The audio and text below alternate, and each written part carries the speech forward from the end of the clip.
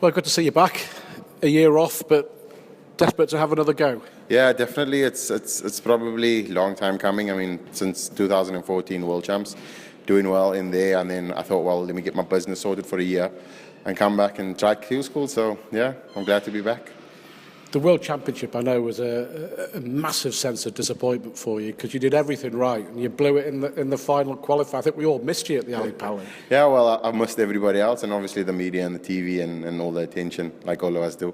But yeah, it was an eye opener as well. Obviously taking the game for granted as it is, because I've been winning it so many times that you actually forget that you have to actually put in the effort. And it seemed like Nolan wanted it more than me on the day. And yeah, I wouldn't say he was the deserved winner, but he definitely had showed grit and obviously, because my average is like probably 10 or 12 points more than his, and I missed loads of doubles, exactly the same as Taylor and Gary Anderson. But you know, the one who wants it the most will obviously win it, and he was definitely the winner on the day. A wake-up call for you that you can't afford, I guess, to take anything for granted in this sport. It's true. It's a wake-up call, and also it makes you want it even more now, because at first you took it for granted as, okay, yeah, I'll just enter and then win and then play in the Ali Pali and all of that. But you realize that you have to put your effort in, and I think it's a good awakening, because it wasn't just a wake-up call for, as in a dart perspective, it was all over. I mean, you can't take things for granted these days, and so yeah, it was a life lesson, if I must.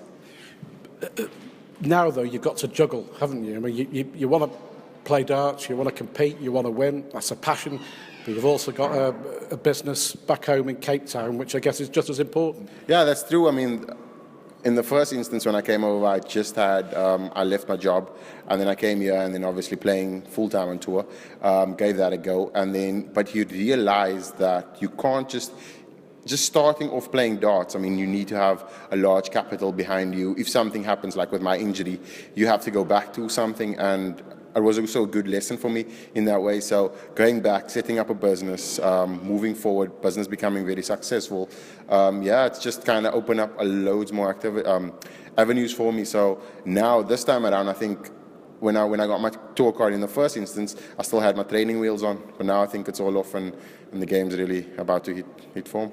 Because there's no doubt that you have the ability, you can achieve, and you can win.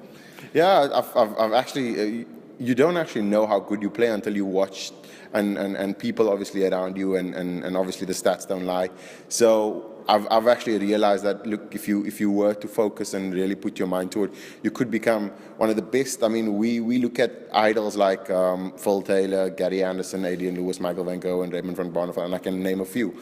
And you think that how they perform week in, week out, and throwing 90-plus averages, 100-plus averages, and you think that you can't actually achieve it until you do, and then you realize, well, but they are still great, but it doesn't mean that you can't compete on that level. And yeah, I mean, they also started somewhere, so it's probably just our starting blocks. So you will travel backwards and forwards from South Africa in blocks, play your darts, go home and come back? That's correct, yeah. I've mapped out the year, and I think I'm flying about 18 or 19 times back and forth, which will take its toll.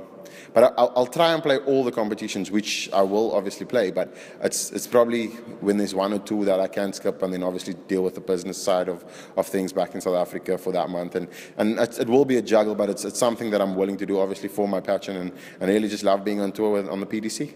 Final question. If we were to be sat here again in 12 months' time, talking about 2015, what would you have liked to have achieved? What are the aims for this year for you? I think just trying to qualify for most of the TV tour tournaments, at least make one board final and at least win one, and yeah, and maybe have a good run in the World Champs. And probably the next time we're sitting here, my name would be Devon Petersen takes over the world, which would be the World Championship. So yeah, that would be my goals for the year.